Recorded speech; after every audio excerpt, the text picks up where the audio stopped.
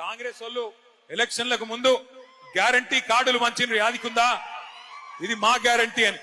అందుకే ఇవాళ అచ్చంపేటలో మీ అందరికి నేను కాంగ్రెస్ ఓలోలకు ఎంతెంత బాకీ పడ్డదో కాంగ్రెస్ బాకీ కార్డు ఇంటింటికి పంచబోతా ఉన్నాం.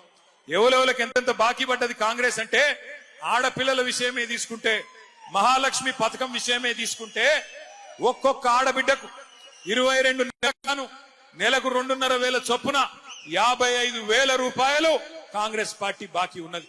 రైతు బంధు గుర్తున్నదా? టింగు టింగుమని పడుతున్న కేసీఆర్ గారు ఉన్నప్పుడు పడుతుందా? ఇప్పుడు అది కూడా కేసీఆర్ ఉన్నప్పుడేమో నాట్లప్పుడు పడుతుండే, రేవంత్ రెడ్డి వచ్చినాక ఓట్లప్పుడు మాత్రమే పడుతుంది, తర్వాత మళ్ళా రాదు.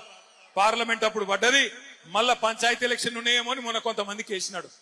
అది కూడా ఏం చేసినాడు, కేసీఆర్ 10,000 వేస్తే నేను 15,000 ఇస్తా అన్నాడు. అందుకే ఇక్కడ ఒక్కొక్క రైతుకు ఎంత బాకీ ఉన్నాడో ఇక్కడ రాసి పెట్టినాం. ఎంత బాకీ ఉన్నాడు రేవంత్ రెడ్డి అంటే, ఒక్కొక్క రైతుకు ఏదైతే 15,000 ఇస్తా అని చెప్పి మొన్న 12,000 ఇచ్చిండో, ఒక్కొక్క రైతుకు ఎకరానికి ఈ ఒక్క పంటకే 3,000 బాకీ ఉన్నాడు. పోయిన 2 పంటలకు 5,000 చొప్పున బాకీ పడ్డాడు. అట్లాగే మీరు రేవంత్ రెడ్డి ప్రభుత్వం రాకముందు పెద్ద పెద్ద మాటలు చెప్పినాడు.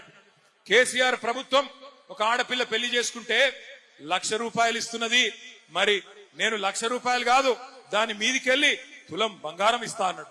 ఇప్పుడు 8 లక్షల పెళ్లిలైనాయి. మరి కాంగ్రెస్ ప్రభుత్వం వచ్చినాక ఎన్ని లక్షల తులాల బంగారం బాకీ ఉన్నాడో? 8 లక్షల తులాల బంగారం బాకీ ఉన్నాడా అడుగుదామా? అట్లాగే వికలాంగులకు చెప్పినాడు కేసీఆర్ గారు, మీకు 4,000 పెన్షన్ ఇస్తున్నాడు, నేను 6,000 పెన్షన్ ఇస్తా అని చెప్పి నమ్మబలికినాడు. ఒక్కొక్క దివ్యాంగుడికి ఈ ప్రభుత్వం 22 నెలలకు గాను 44,000 రూపాయలు బాకీ ఉన్న విషయం మీ అందరికీ ఈ బాకీ కార్డు ద్వారా నేను గుర్తు చేస్తా ఉన్నా. ఈ బాకీ కార్డు రేపు గ్రామానికి పోవాలి, గడప గడపకు పోవాలి, మనిషికి పోవాలి. ఈ బాకీ కార్డే మీకు బ్రహ్మాస్త్రం అవుతుంది. ఈ బాకీ కార్డే ఇంటింటికి మనం పంచుదాం.